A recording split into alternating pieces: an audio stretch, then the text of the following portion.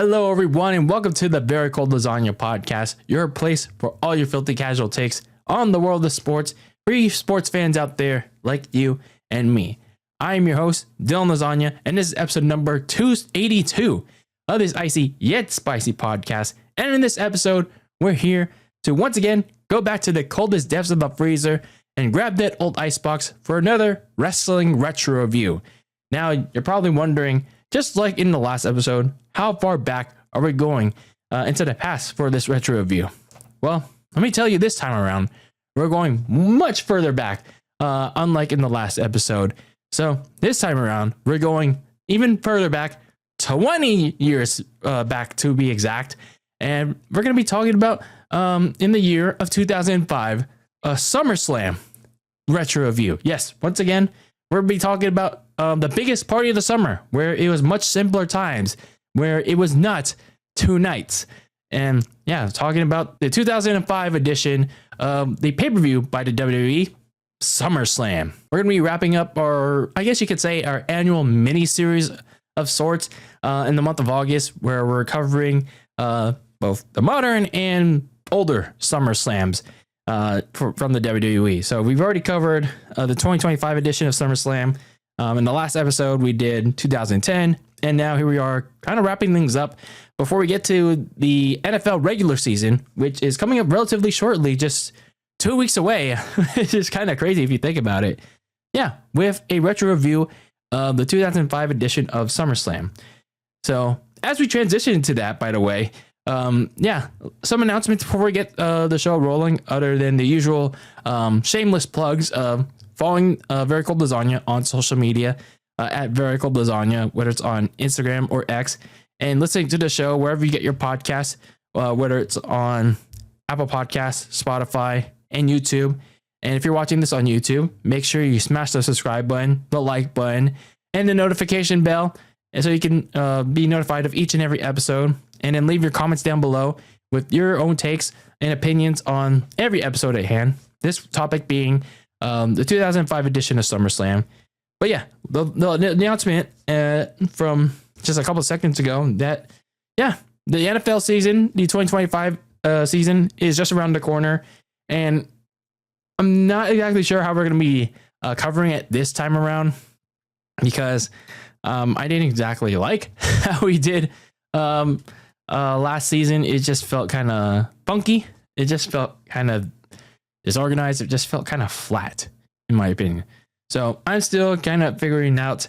I still obviously want to do it in a podcast kind of way. It's just to keep things on both the audio side of things and as well as the video. So, keep it unified. So I'm still trying to figure out, yes, with 2 weeks away until the regular season opener for both, the overall NFL and my 49ers, figuring out how to do this in a better formatted way for all of y'all that still listen to Very Cold Lasagna, which I hope is many of you, by the way. So still trying to figure things out, how to properly format this, and hopefully we can do a lot better covering the NFL. In how many seasons have we covered this? Since 2021. So hopefully we'll do a lot better. And hopefully I could get this properly formatted.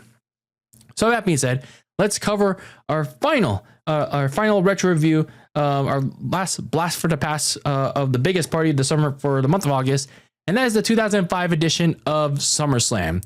So this SummerSlam was the 18th annual edition of the biggest party of the summer. And this SummerSlam took place on August 21st, 2005. So 20 years ago to the date in Washington, D.C., in the nation's capital, in what was known at the time as the MCI Center. Yeah, these names were pretty much just about anywhere. These were just randomly thrown names at the time. It's like kind of like AI before the AI. But obviously, it's now known as Capital One Arena, which is home to the NBA's Washington Wizards and the NHL's Washington Capitals for all you sports fans out there, and to all the non-sports fans out there as well. So the two featured matchups for this show was the WWE Championship match between John Cena and Chris Jericho, and the main headline match that featured legend versus icon. Shawn Michaels taking on Hulk Hogan in what many consider a dream match of sorts, or at least we thought of at the time. So, yeah, those are the two featured matchups going into this SummerSlam. Now, there were a few interesting things leading up to the show before we talk about the show itself. Multiple accounts, including from the man himself, sourced that Muhammad Hassan, he wasn't directly involved in the show, but that was because he was originally slated to face the Batista for the World Heavyweight Championship and actually win it. And I know this has been all over the place. This has been all over Dark Side of the Ring, and even talked about Muhammad Hassan himself. But he would have began this storyline with Batista after a also planned number one contendership match with The Undertaker at the pay-per-view prior, which was the Great American Bash. But as I mentioned I believe it was in that WWE Draft retrospective episode, that was pretty much all scrapped after the untimely airing of that controversial masked men's segment on the taped episode of SmackDown the same day that the London bombings at the time happened, and UPN pretty much forcing WWE's hand to take Hassan off of TV. So, yeah, that pretty much got rid of the matchup. They had to pivot to JBL versus Batista, and that was pretty much the end of Muhammad Hassan in WWE. Also, a notable name that missed this pay-per-view was Triple H, the former World Heavyweight Champion. He had been taking time off since Vengeance. He was recovering from minor injuries. He asked Vince McMahon to take time off, and he was granted.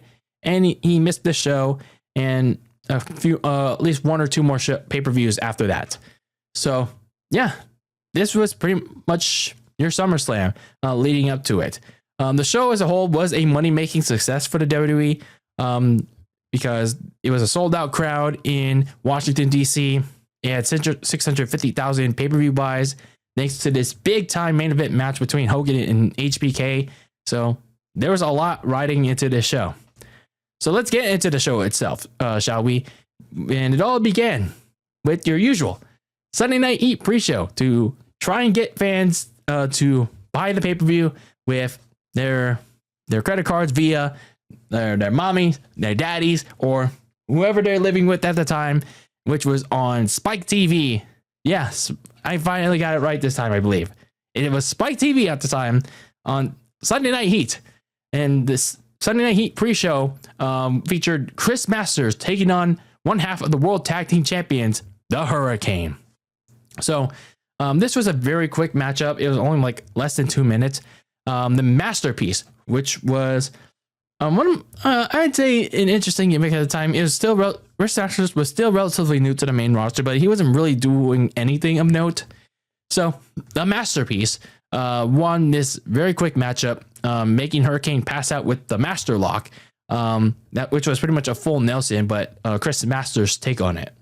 So I didn't really take away much else from this match, but I do want to mention, like, just like in one of my past retro reviews about Hurricane, Stacy Keibler, and Rosie was the name.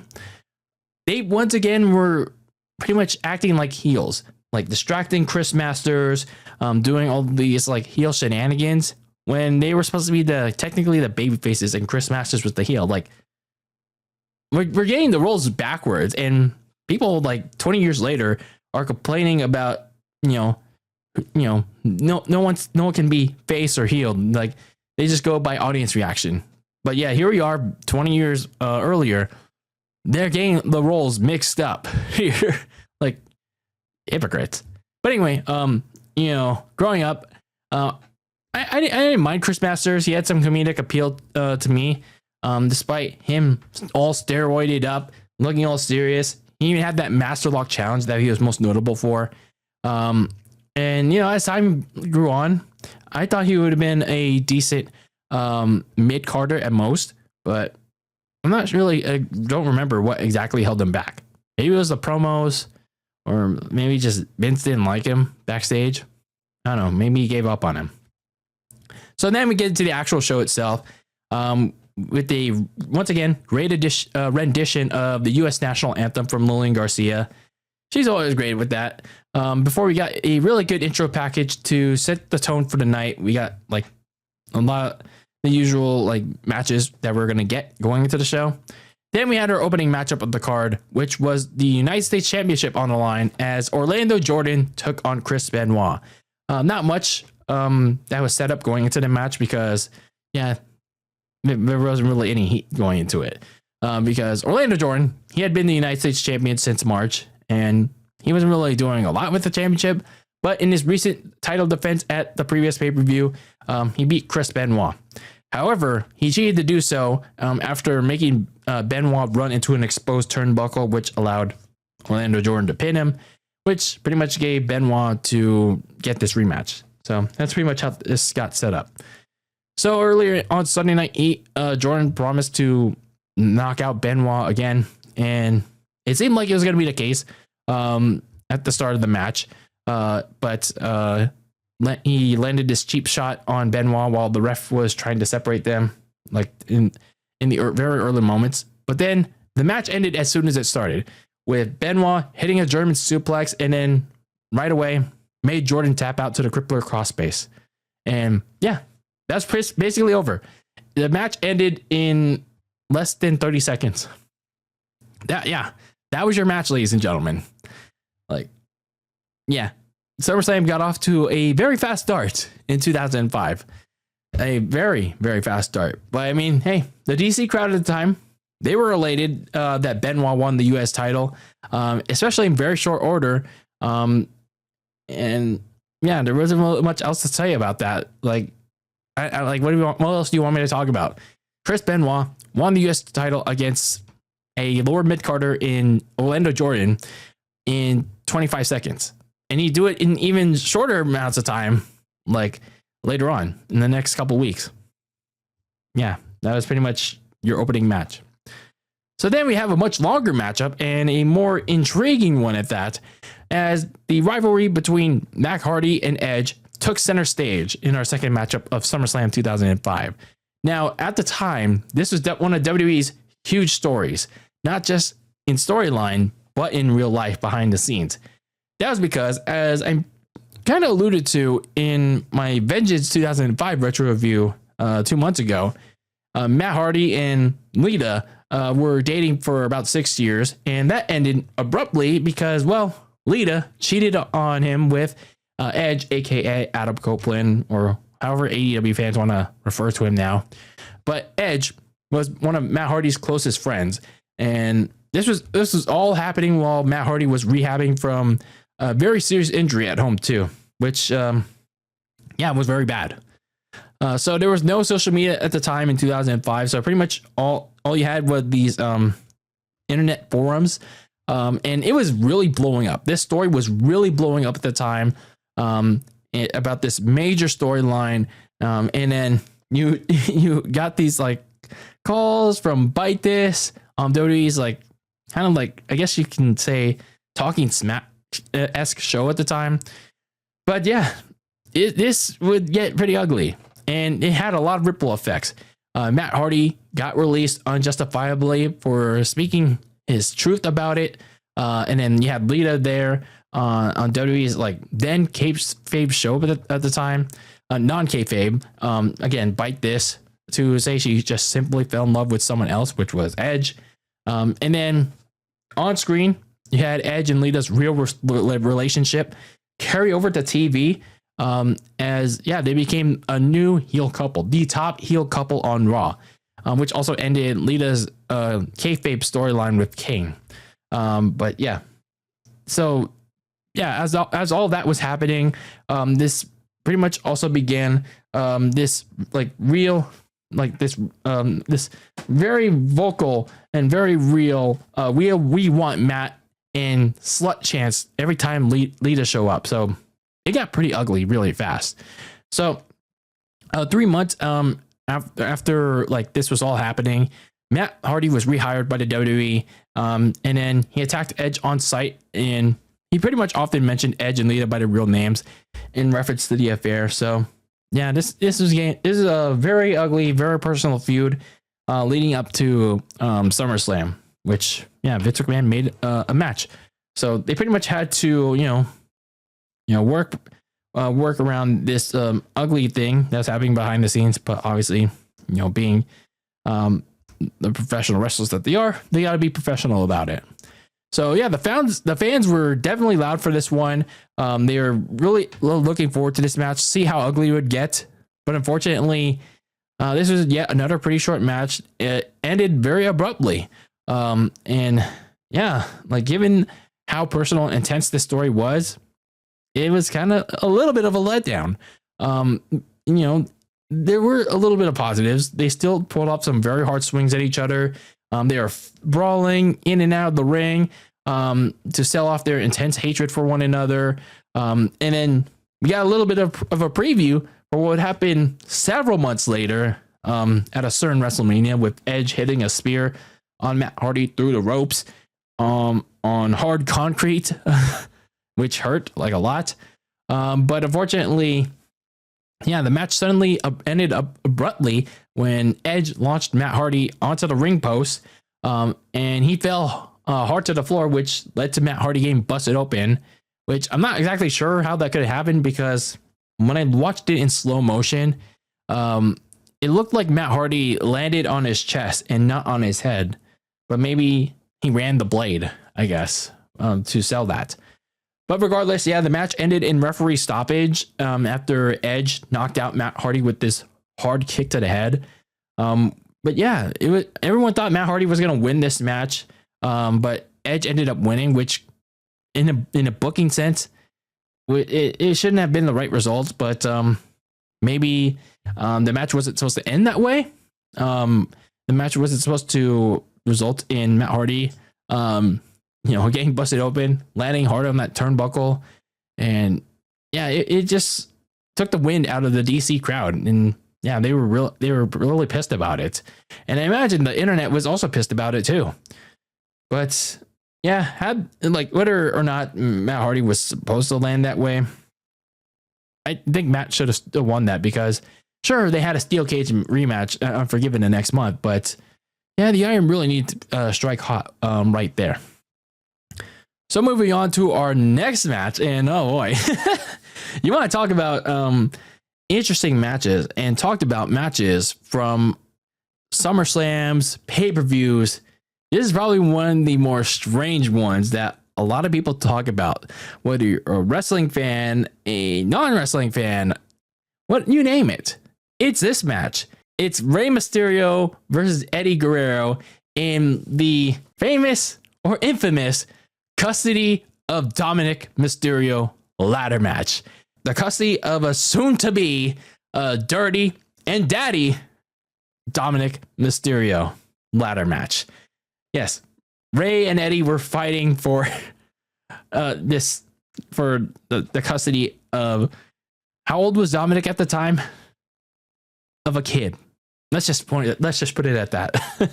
Yeah, one of the more stranger matches at the time. But anyway, Rey and Eddie, they had been feuded since WrestleMania 21. So by this point, it had been pretty much 4 months. But this was still one of WWE's top feuds alongside Edge and Matt Hardy, but in a more kayfabe sense of way. This is a more intense rivalry, at least on TV, and at least it made more sense, despite the crazy, wild route it took. So anyway, Rey Mysterio had pretty much won all the matchups against Eddie, both at WrestleMania, Judgment Day, and the Great American Bash. But along the way, Eddie would have the psychological edge on Rey as he continued to get desperate in beating Rey Mysterio, as he would promise to reveal this big bad secret about Rey's son Dominic.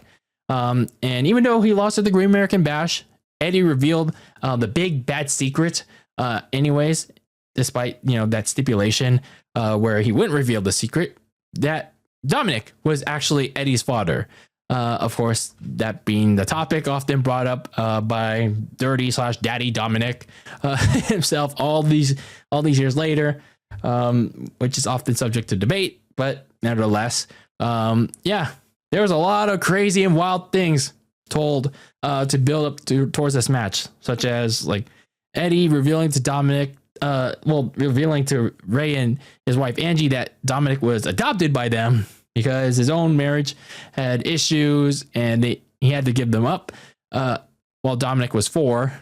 Yeah. And then you had a social services rep.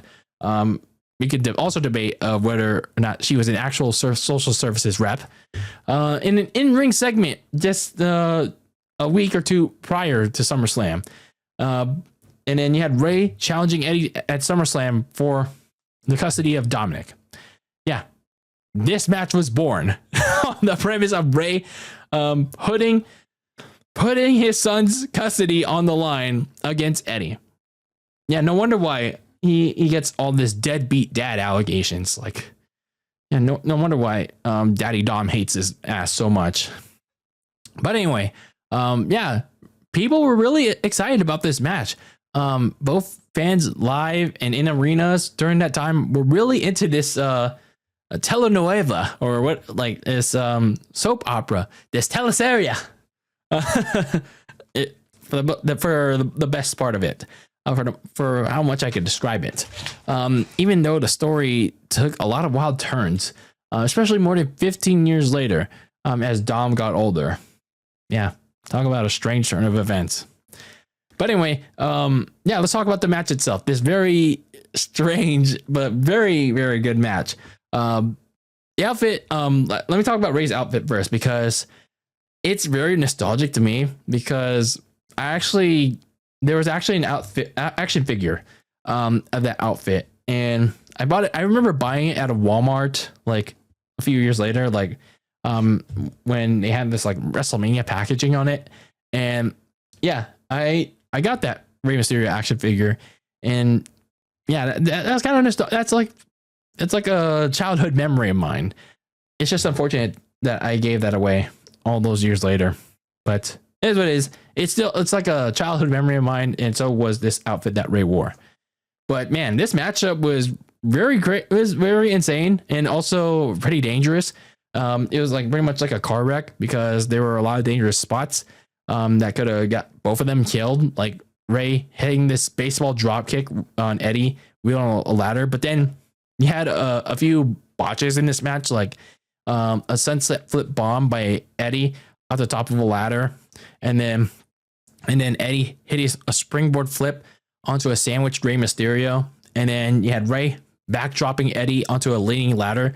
But then that ladder that Ray was also on, it also caused him to fall off the ladder he was on. So yeah, there were a couple of spots that could have put them at risk, like really at risk. So this was all while Dominic had to watch ringside, and yeah, as both of them were trying to kill each other for the custody of Daddy Dom, the future Daddy Dom. And yeah, Dominic eventually decided he had enough. He decided to get involved by trying to shake Eddie off the ladder. Didn't have that strength yet as a little kid, which pissed off Eddie Guerrero, but ignited Ray to rally back as he hit a 619 and the leg drop, all on a ladder and at the cost of his leg, unfortunately. So Vicky Guerrero, Eddie's wife, later came out much later to seemingly assist Eddie in this match, but she instead pushed Eddie off the ladder, and she stopped him from climbing back up the ladder at the end of the match, as Ray grabbed the custody briefcase to win Dominic in his first. This was his first ever ladder match, by the way. And the Mysterio family was united once more for at least the next 17 years, by the way. So yeah, that was the custody of Dominic ladder match. Now, even if some of the spots were pretty sloppy and pretty dangerous, in my opinion, I mean, not to say I don't like ladder matches, but there were some spots that were not great. Not great in, like, it could have like ended them. But Eddie and Ray in this match made up for it with a lot of high intensity. There was a lot of great drama in it, great storytelling in this. The basic thing to describe about this match: a car wreck, a really good car wreck, and the fans were really into it. And the best part about it was the drama and the storytelling, and especially the camera's often focusing on Dominic, and the emotions from Ray and Eddie, like all trying to, trying to focus in on Dominic. Now, going into it, I only watched it like once or twice in full a long while back, but now having experienced the story and the match, for this retro review, it's some really crazy stuff. Especially now, given that Dominic is much older, and here we are 20 years later, calling him, at least in storyline sense, a deadbeat dad. So yeah, here we are, man. Here we are. It's all come full circle. And yeah, Eddie was pissed about losing Dominic, but at least he got his win over Rey Mysterio, which was, I guess, more important to him than anything else. So yeah, Ray essentially won the feud.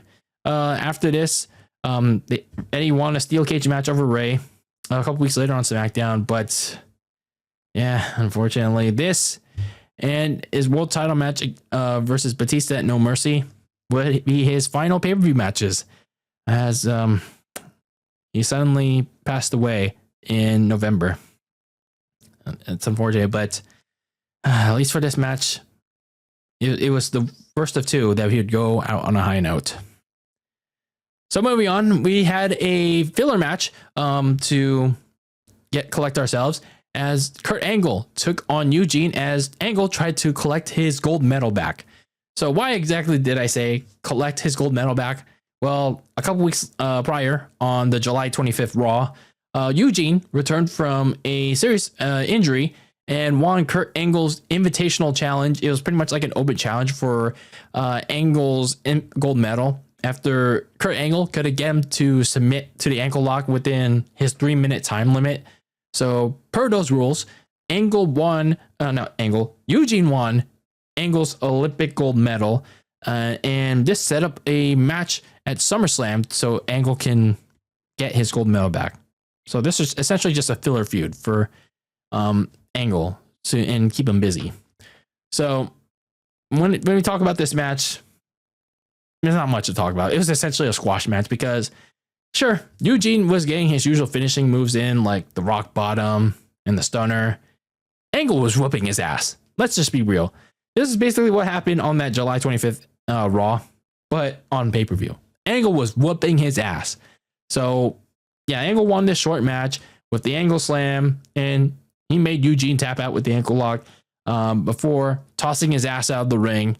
And he had the ref put Angle's gold medal back on him, and yeah, he got pretty much what he lost weeks prior.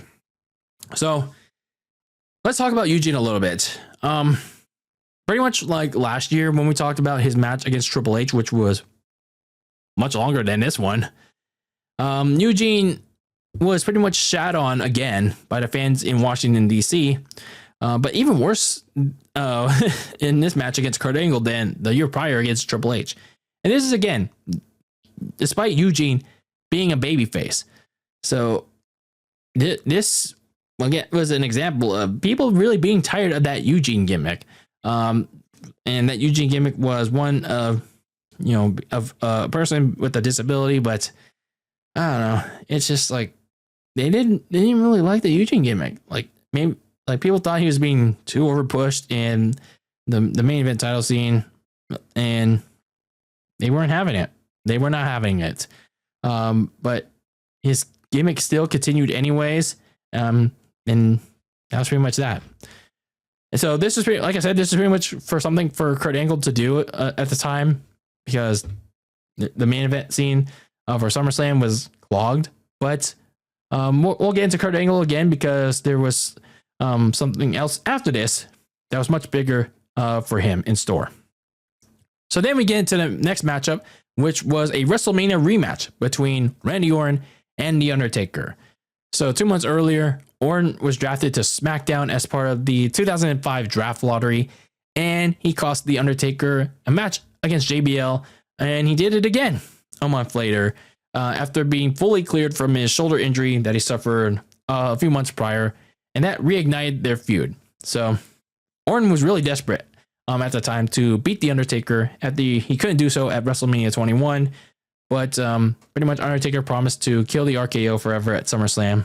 So not as much of an elaborate setup, in contrast to their WrestleMania 21 build, which had, well, obviously a much better one. But yeah, I mean, honestly, it didn't really need much since they've already faced each other before. But I would have appreciated a little bit more, but it is what it is.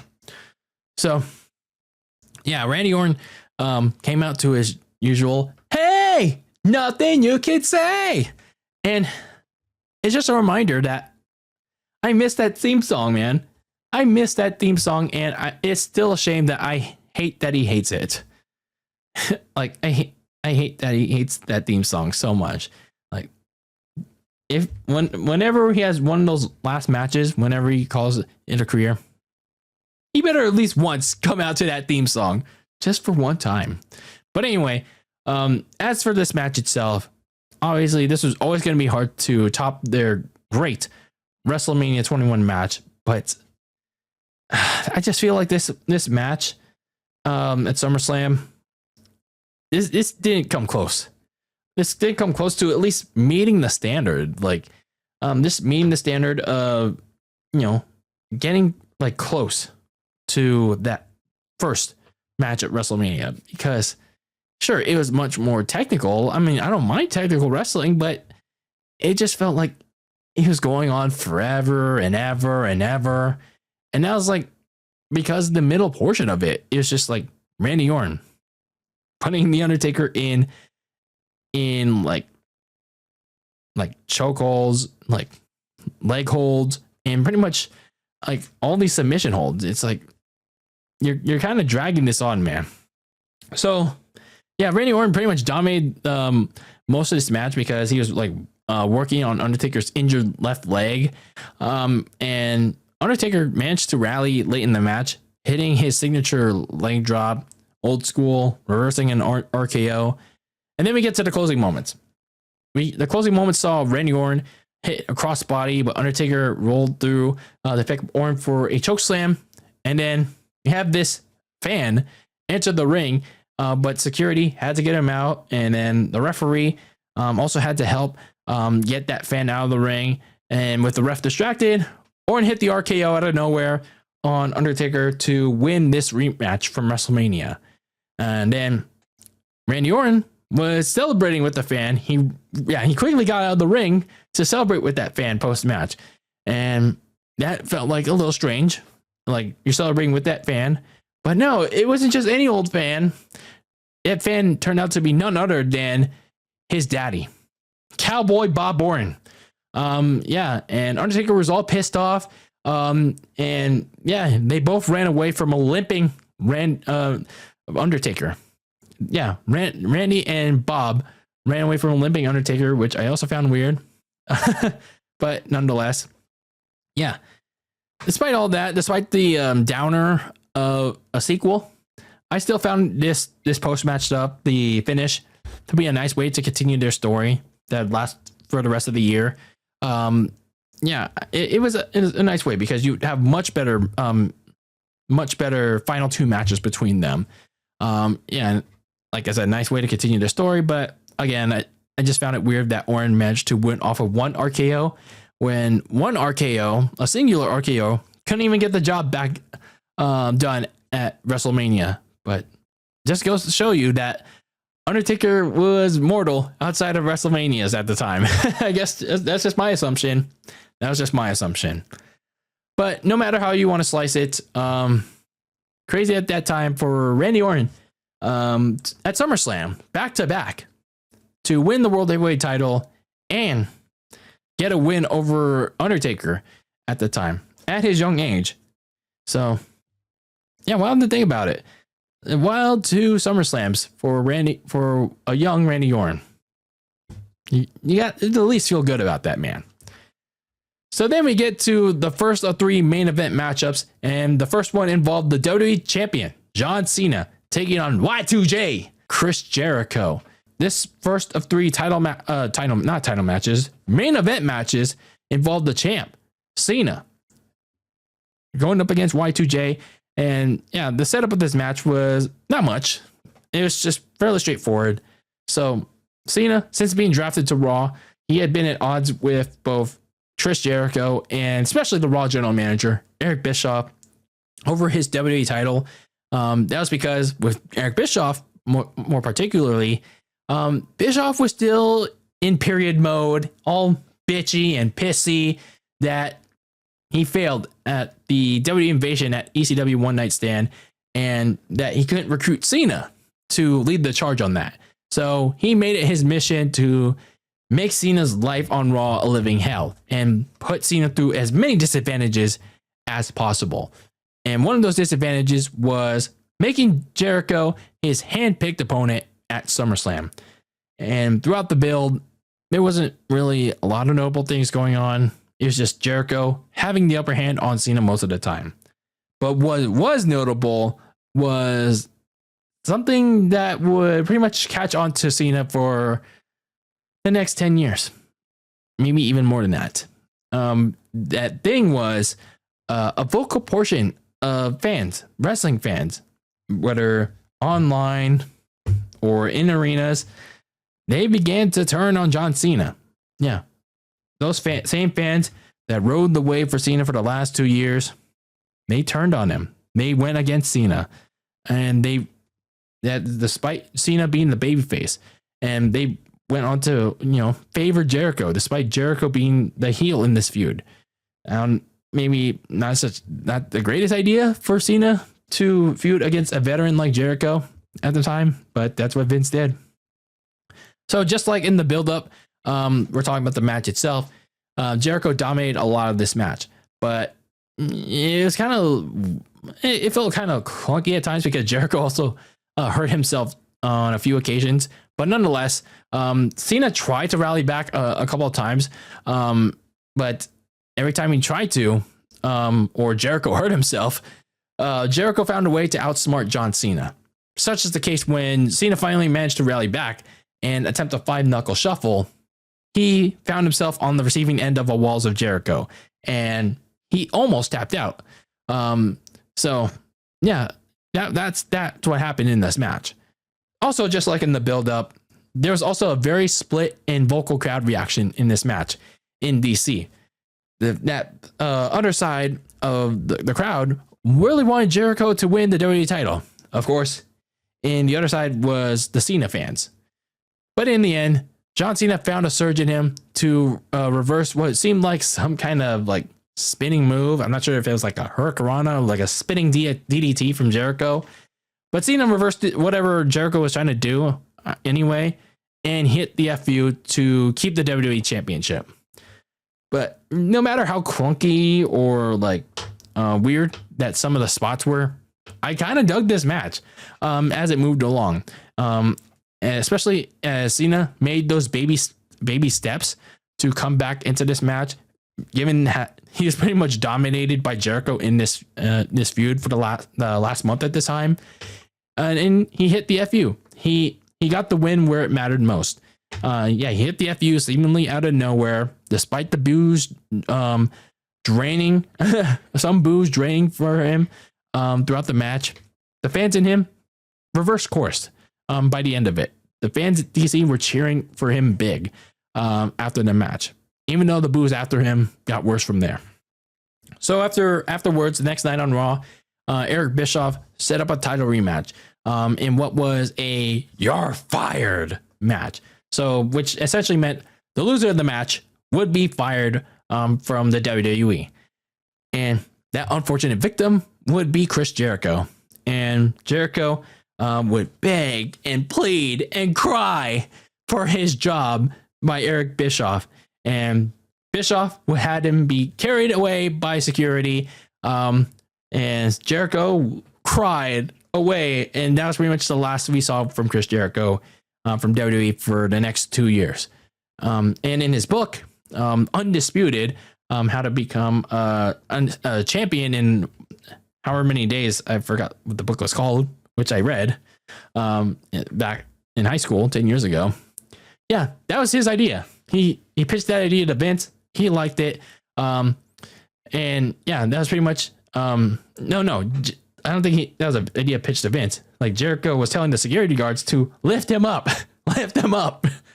But yeah, that was pretty much that last visual of Jericho to finish up his time in WWE. So yeah, that, and essentially why that was that Jericho's contract was expiring at the time. It actually expired a month ago, but he signed on a 1 month extension to put over Cena. And after that, he took a break from wrestling. And then he returned over 2 years later in 2007. So now going back to Kurt Angle. Kurt Angle, as Jericho was being carried away, Kurt Angle attacked John Cena and was named the number 1 contender by Eric Bischoff, which set up this feud that would last for the next 3 months. So it was Cena versus Angle for the next 3 months. But again, this is another situation where while Vince was trying to put over John Cena, yeah, it was another situation where, yeah, maybe you should have put like maybe a lesser known name to help Cena get over instead of a more well-established name, like right away, because it was only going to hurt Cena, crowd support. I don't know. Vince was thinking weird. But then we get into the next 3 main event matches, and that was the World Heavyweight Championship on the line as Batista took on John Bradshaw Layfield in a no holds barred match. Batista, the other world champion, he was drafted to SmackDown after Vengeance, and he took the World Heavyweight Championship with him to fill the void after John Cena left with the WWE title from SmackDown, and he faced JBL, who earned number 1 contendership in return for being faked out by general manager Teddy Long of the SmackDown title, which has still not been revealed what it was supposed to look like to this day at the Great American Bash pay-per-view. And in the main event, by the way, he lost by disqualification. Yes, that is how the Great American Bash 2005 ended, with a disqualification. But I digress. He used a steel chair to get himself disqualified on both him and Orlando Jordan. So JBL earned this rematch of the being Undertaker in a number 1 contenders match with help by Randy Orton, by the way. And earned their contract signing the next week. Batista gave him the choice of the stipulation, and JBL made it no holds barred. So, yeah, when we look at the match itself, Batista got a very loud ovation, a very loud hometown ovation, being in Washington, D.C. But since it was no holds barred, it really got to that point. Because, well, first of all, the SmackDown ring announcer, Tony Chimel, obviously he didn't get the memo from Justin Roberts. Why? He didn't get the memo of how to properly time his announcing of Batista, because for some reason he decided to do it during Batista's pyro. Like, you're supposed to give it time, let Batista do his pyro, and then announce Batista. Like, why are you doing it during the pyro? Or at least do it well before the Batista's going to do the pyro. And then secondly, JBL's big butt, his butt was in the frame, the camera shot. His ass, his little ass cheeks, walked up right before Batista was finished doing the pyro, and then boom, the matchup begins. Yes, you literally had JBL's big butt walk up to Batista in frame of the camera, and the match began. The bell rings, and yeah, that was pretty much how things began. So, all jokes aside, this was I'd say it's a solid match the rest of the way, but this was very short. This was a very short matchup, and this didn't feel no holds barred. I mean, granted, this is pretty much you can pretty much name no holds barred any kind of no disqualification match. This what no disqualification, no holds barred, extreme rules, whatever. It's you can literally name any kind of match, hardcore match that has pinfalls required, any kind of thing. But this was a relatively short, kind of tame no holds barred match, because the only hardcore spots that were done was Batista spearing JBL through the barricade, and the Batista bomb on the steel steps, which won the match for Batista. But other than that, nothing else of note, because Batista and JBL only used a steel chair, a leather belt, and the steel steps. So I'm not sure what happened there. Maybe it was their time getting cut because one or two of the matches before them got way too long, or the card got so loaded and they had to lessen their time. And then don't forget, we still had the main event match right after them. But yeah, this was relatively short. I mean, it wasn't bad, but it wasn't great either. It wasn't. I mean, I don't know if I'd say it was good. I'd say it's just decent. And given that how much they kind of built up in the video package, it felt you a little hyped. It looked like they wanted to whip each other's ass. So at least that was the selling point. They want to whip each other's ass in this match. It was literally no holds barred. So that was the selling point. But this went less than 10 minutes. At least if they had at least 3 more minutes, then heck, it would have made up for it. But even though it went 8 minutes, they made the most of it. They kind of made the most of it, despite how tame it was. And yeah, Batista was again put over big against one of SmackDown's top heels, if not the top heel at the time. So yeah, that it is what it is. But it was just a little unfortunate that it was just shorter than most people expected at the time. But Batista and JBL would have a slightly better match a couple weeks later on SmackDown in a Texas Bull Rope match. And that was pretty much the end of their feud. And then later on, Batista would go on to be Eddie Guerrero's last feud, as I mentioned earlier. And they would have a title match at No Mercy. And Batista was the key to Eddie Guerrero being back to being a babyface before Eddie, unfortunately and suddenly passed away. Meanwhile, as for JBL, he moved slightly down the card after losing to Batista again in that bull rope match. But he was still heavily featured throughout the next several months, which included a storyline that saw him hire Jillian Hall as a PR assistant to help him fix his image. So yeah, that was pretty much that. So now we get on to the main event. The main event of SummerSlam that was heavily promoted, heavily marketed, and a dream match of sorts for many people. Hulk Hogan, legend, versus the icon, Shawn Michaels, the Heartbreak Kid, legend, versus icon. How did we get here? How did we get to this point in time between Hogan versus Michaels? Well, this story spans all the way back to April, 4 months prior at the time, where Shawn Michaels got attacked by Muhammad Hassan and Daivari. I think it was the night after WrestleMania or a week after, but either way, HBK asked for the Hulkster, Hulk Hogan, as his tag team partner to combat and eventually defeat Muhammad Hassan and Daivari at Backlash.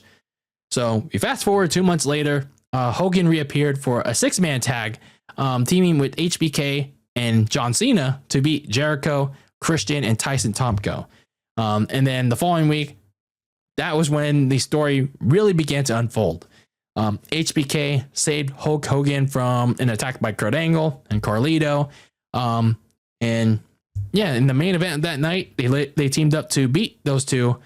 But then, as they did their usual posing to end the show, Hogan turned around into sweet chin music from Shawn Michaels as Raw went off the air in stunned silence from the crowd, from Jim Ross, from Jerry Lawler. Yeah, everyone was stunned. Shawn Michaels had went to the dark side for the first time, since he first retired in 1998. Yeah, pretty crazy when you think about it.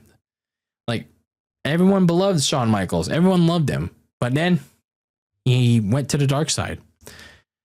So then you have the next week on Piper's Pit. Shawn Michaels challenges Hogan to a match at SummerSlam. And then he lays out Roddy Piper on Piper's Pit, with switching music, just like he did the week prior against Hogan. And the next week, Hogan accepts, telling Michaels that if he wanted a match, you could have just asked him. But instead, HBK went the dirty route. And Hogan would then proclaim that HBK would fall victim to the immortality of Hulkamania.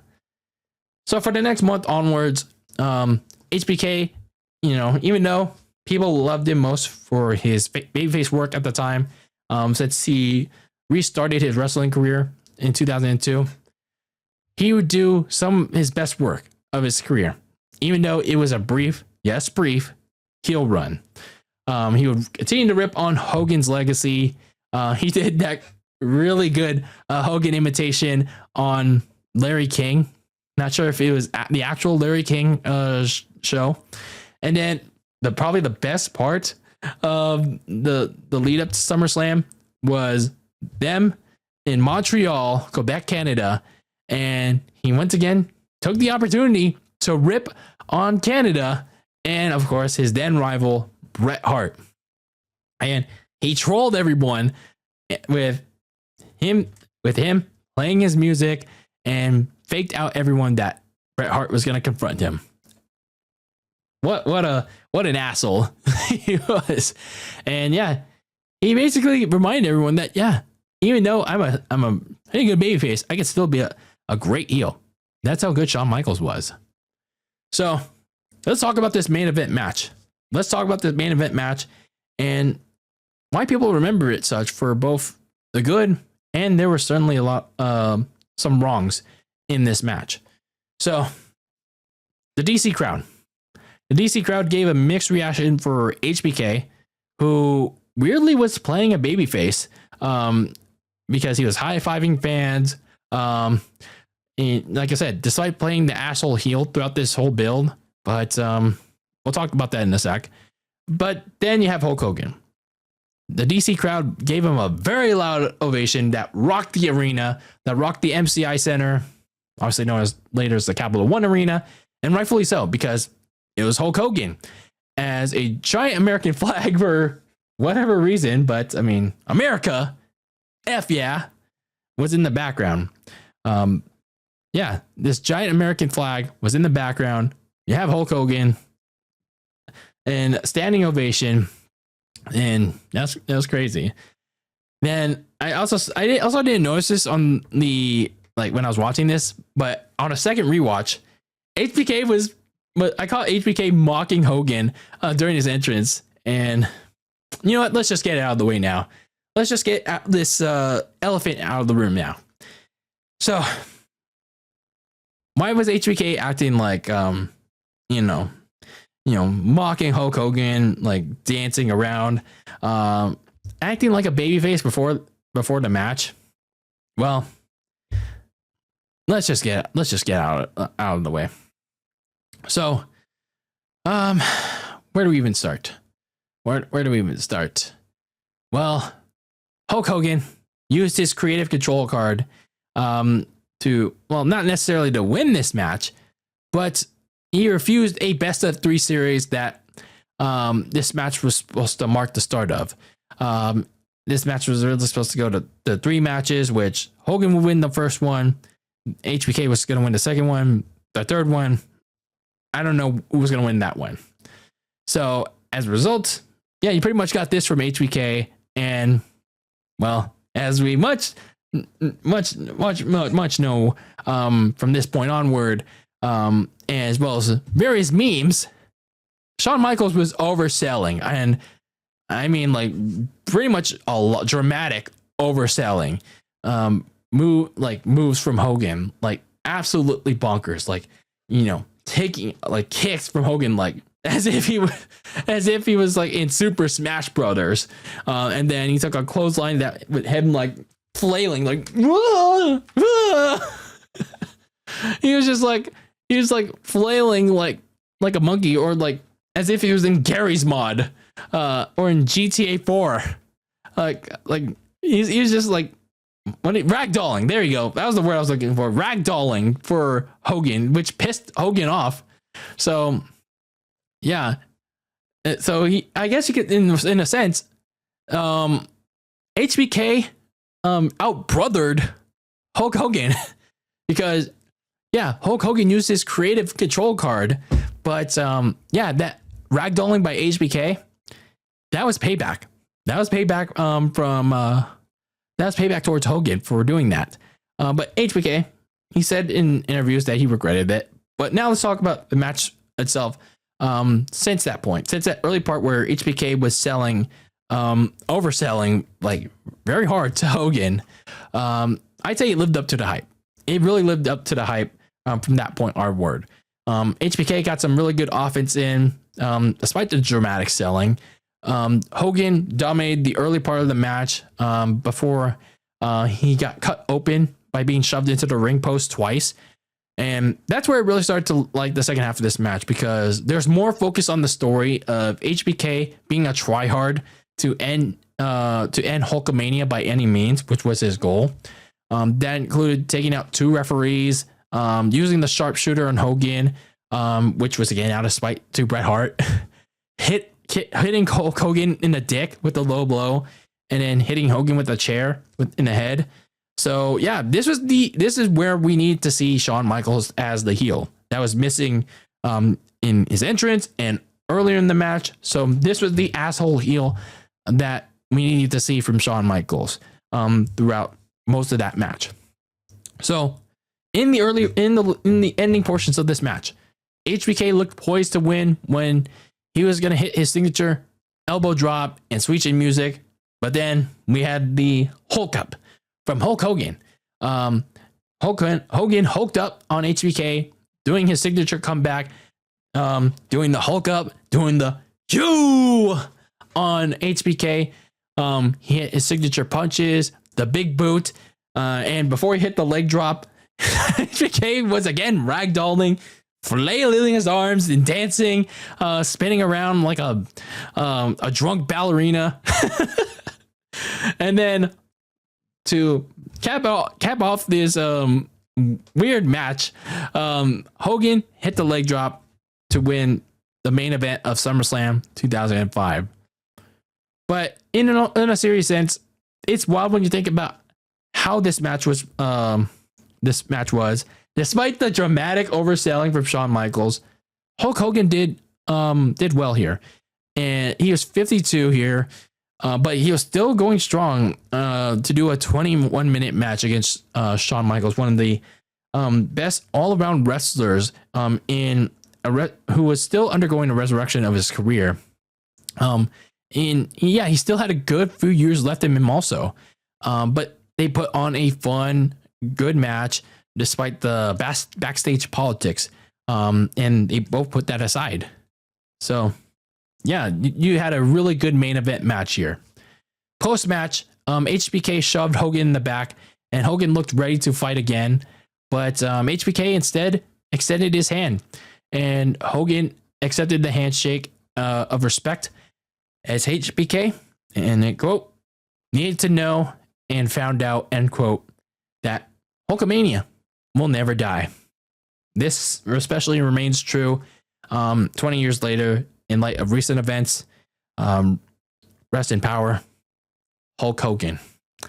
Hulkamania definitely will never die, especially in spirit. Hulkamania will live forever, brother. So after this, HBK became a babyface again.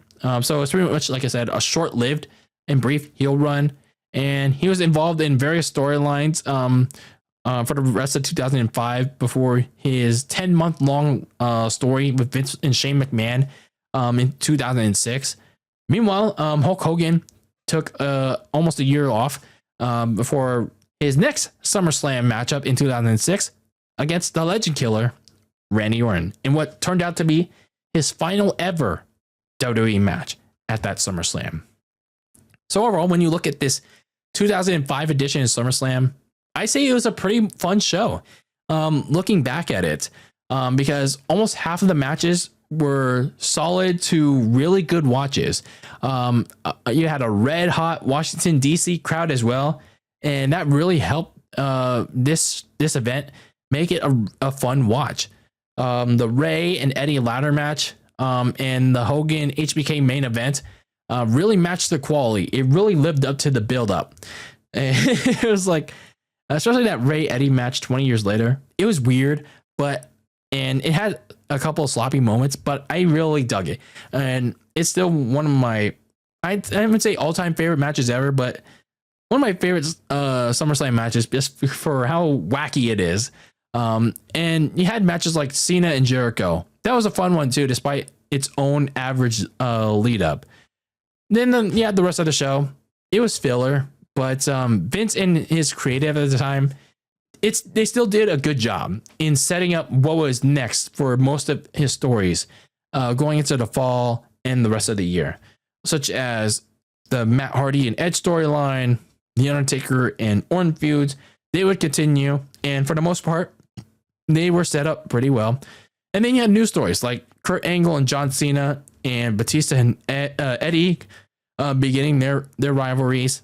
All while that was going on, the SmackDown versus Raw Survivor Series, that good angle slowly beginning to take shape in the background. So overall, I recommend watching this SummerSlam, whether it's on Peacock or that certain way. But anyway, for all you filthy casual fans out there, or you hardcore wrestling fans out there, or even you non-wrestling fans out there, I give this SummerSlam a recommended watch on my, whether it's you have some downtime or a binge list that you have, whether you're bored. So that is my thoughts. That is my retrospective thoughts on the 2005 edition of WWE SummerSlam 20 years later. And what was your favorite memory out of SummerSlam 2005? Or if you're a new viewer, what was your favorite memory from this pay-per-view from the WWE 20 years ago? Let's have a conversation about it in the comments below on YouTube, or send me a message, a DM on my socials at Very Cold Lasagna, where I'm at. And yeah, let's start up a conversation about it. Let me know your favorite match, favorite memory, not so favorite memory, anything about the 2005 edition of SummerSlam. But anyway, that's going to do it for this episode number 282 of the Very Cold Lasagna podcast, and another retro review in the books. I have been your host, Dylan Lasagna. Thank you for tuning into this icy yet spicy podcast on the world of sports. And until I see ya, when I see you in the next one, keep that lasagna very cold in the fridge with your takes on the world of sports. And until the next episode, peace out.